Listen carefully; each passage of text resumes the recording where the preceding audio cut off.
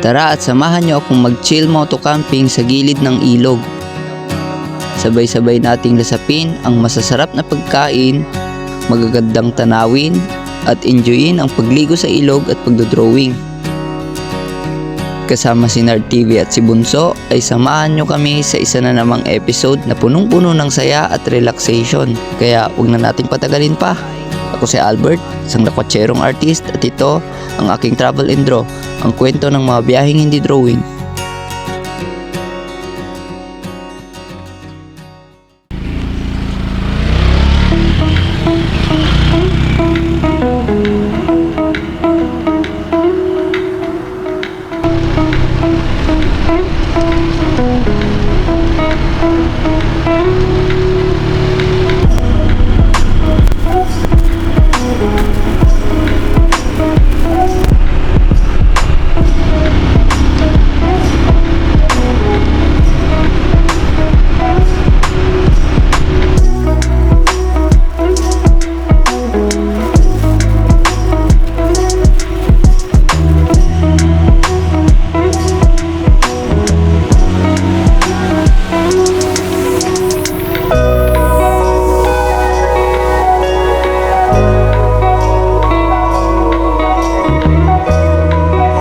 Sa pangalawang pagkakataon mga kalakwatsero ay nandito ulit tayo sa mga Tarim River, kung saan nandito yung tulay na nagdudugtong sa daang katutubot ng kalikasan. At ngayon ay kasama natin si Brother Nard TV. Yan, support nyo na rin yung channel niya mga kalakwatsero. So kapatid ko po siya, kuya ko siya. Puro relaxing camping ang ginagawa niya at more on enjoyment. So ang unang goal natin ay malinis itong ating pwesto, dahil kung mapapansin nyo, yan, may mga dumi. Yan, oh. Saglit lang naman to. Tapos yung mga setup ng mga bato, siguro may mga nag-camping dito noon. Baguhin natin.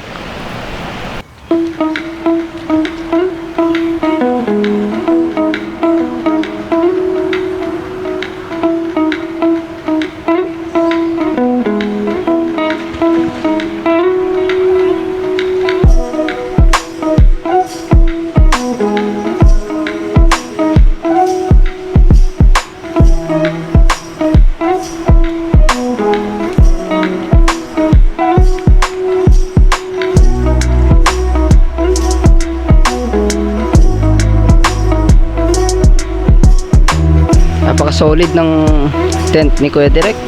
Ganda. Si Bunso ay di na nakatiis. Ayan, at naglulublob na sa tubig. Secure muna natin yung mga gamit natin dito sa loob ng tent bago natin pala i-set up yung ating tarp.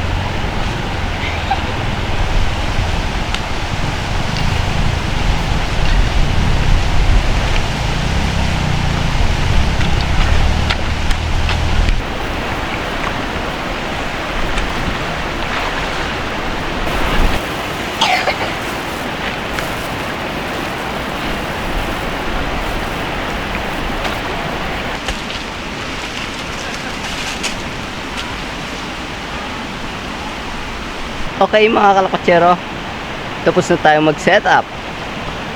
Ito ang ating setup. Di siya bushcraft. Second goal natin ay makapagsaing at makapagluto ng ating hapunan. At since mahangin dito sa pwesto natin, ay gagawa tayo ng windbreaker. Madami namang bato dito sa pwesto natin, so yun yung gagamitin nating windbreaker para sa ating kalan, para hindi lipa rin yung apoy ng ating kalan. Okay na yung ating windbreaker. At syempre, magsasayang na tayo ng kanin para sa ating hapunan.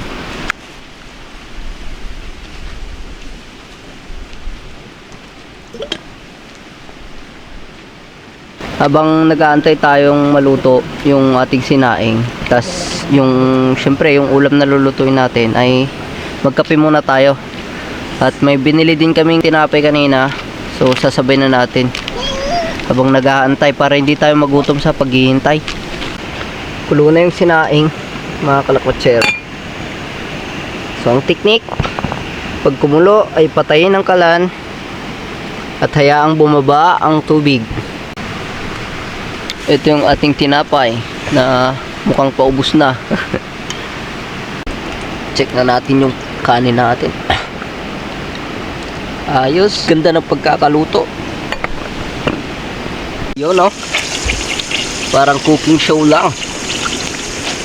Kompleto ricado yan, marinated. Ang bango. Luto na yung ating pritong pork. Ayan, oh. Solid. Ang bango ng amoy ba? May baon si Kuyang Tuyo. Tapos bukas tuyo ulit. Tapos yung dala kong ham. Saan baba?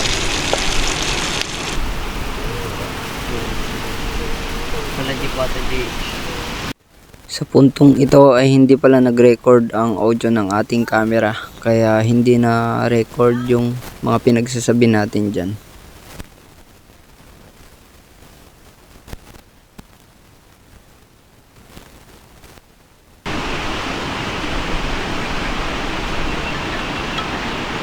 Ito ang kagandahan pag sa ilog ka nagka-camping. Hindi mo problema ang panghugas mo sa mga pinagkainan. Baka sabihin nyo mga kalakotsero na irresponsable kaming mga campers kasi tinatapon namin sa tubig yung mga kanin na leftover. May purpose po kung bakit namin hinahayaan yung mga kanin na natatapon lang dyan, yung mga pinagugasan na kanin. Kasi may mga isda dito na maliliit, kinakain nila yung mga kanin. Tignan nyo mga kalakotsero, ito yung patunay. Ayan, na may mga isdang maliliit dito sa ilog. Salukuyan kami nagkakagulo ngayon dito sa may ilog dahil tuwang-tuwa kami, ang daming mga king crab. Mga alimango maliliit. Ayun, tumatakbo na. Ito po guys. Ay, iba yung nakuha ko. Wala na. Asa na nga? Asa na nga? Meron po. Ito po dito. Ay, kasi ulam. Yan. Saglit lang po guys. May nahuli po kaming mga king crab. Aliko. Ayan o.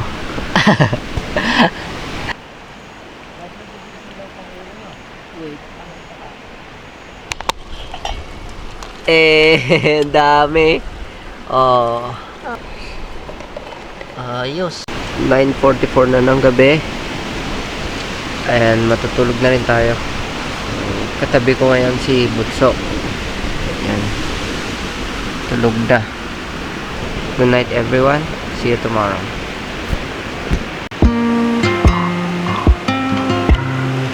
Magandang umaga mga kalakotsero mula dito sa napakagandang ilog ng Daang Kalikasan.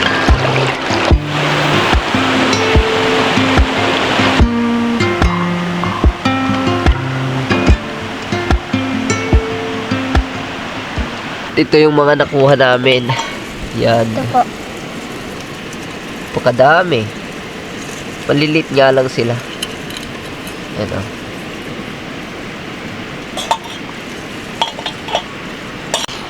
So magluto na tayo ng almusal. At may baon kaming ito, Saging. saging. At lagain natin to pang almusal.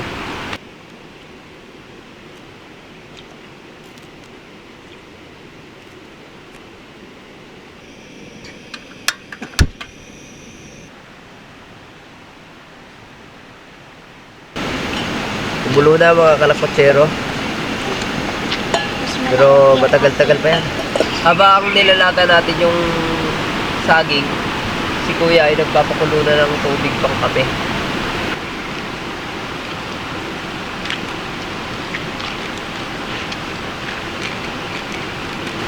Yan, so malapit na maluto tong saging.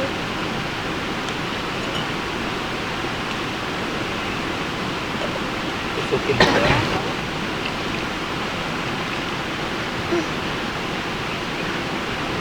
Lambot check. Yan o. Balinsan na o. Tumatagos na o.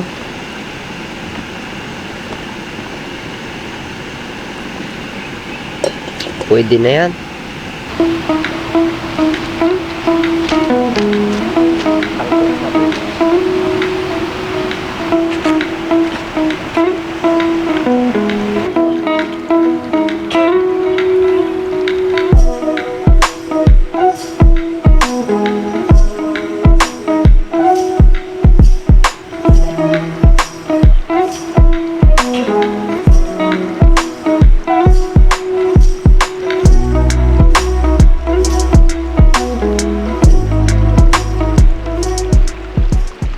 Pinaubaya ko na kay Kuya yung pagluluto ng almusal dahil nag-start na tayong mag-sketch at para makatapos tayo ng isang artwork. Itong maganda sa tent ni Kuya Derek, may mga bintana siya. Yan, pwede mo siyang buksan para makita mo yung perimeter. Ayan si Kuya nagluluto. Tapos nag-sketch na rin tayo. Ito na yung mga nahuli natin kagabi na mga alimango. Lulutuin na ni Kuya. Solid yan kahit maliliit. Yun, luto na yung kanin. At mukhang camper rice. Pumula na yung mga alimango. Nagbuhatid na. Ay.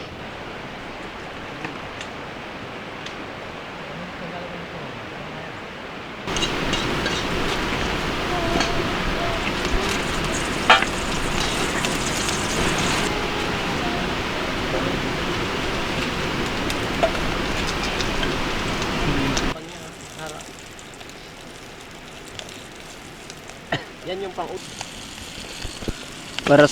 Para sa ating almusal ay meron tayong tuyo at alimango.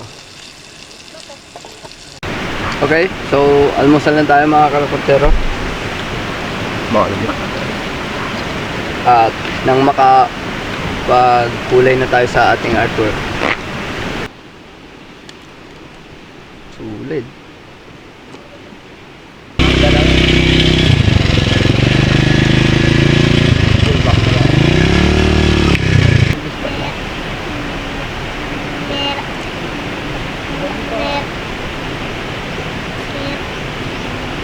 Since tapos na tayo mag-almusal mga kalakotsero ay magpipaint na tayo para makaligo na rin tayo mamaya.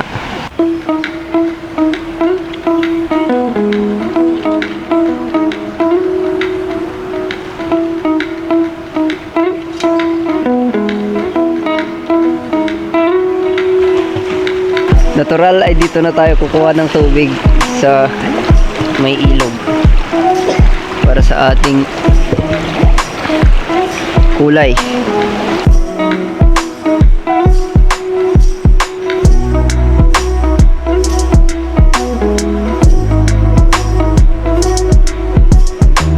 Tapos na tayo sa part ng sky and sa mountain at the distance. Ito siya. Patuyin lang natin siya para mapatukan natin ng green itong foreground, itong mga puno na to.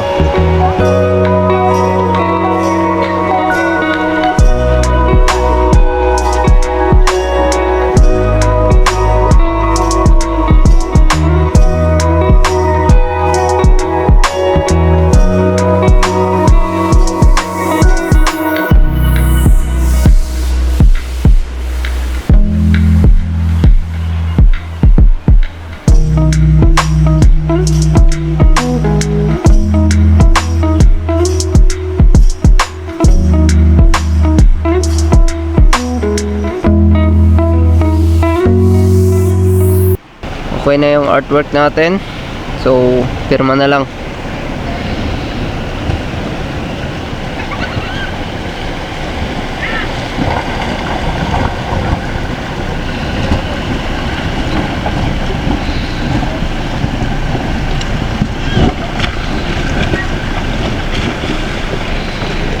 Ito palang scenery na to ay ito yung nadaanan natin kahapon na hilera ng agoho tree dyan sa taas bago marating itong ilog.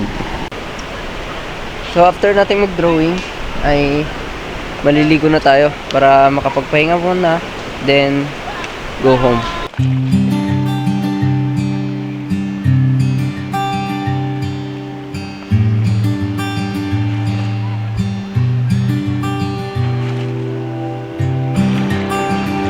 Dapat ba iligit to?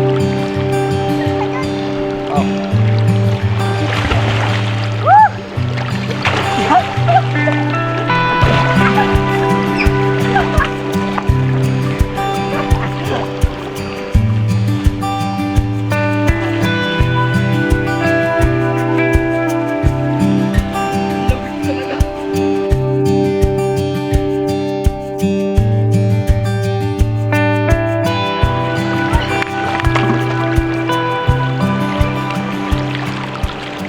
Alright mga kalakotsero, alas 2 na ng hapon. So kailangan na nating magligpit ng mga gamit dahil kailangan na rin nating umuwi.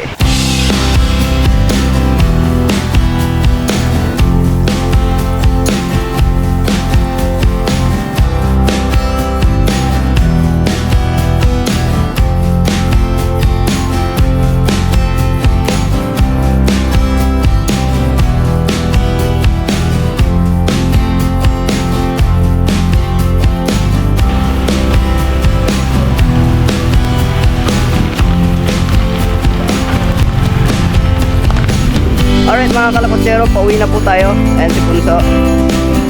Okay ka muna. Let's go home.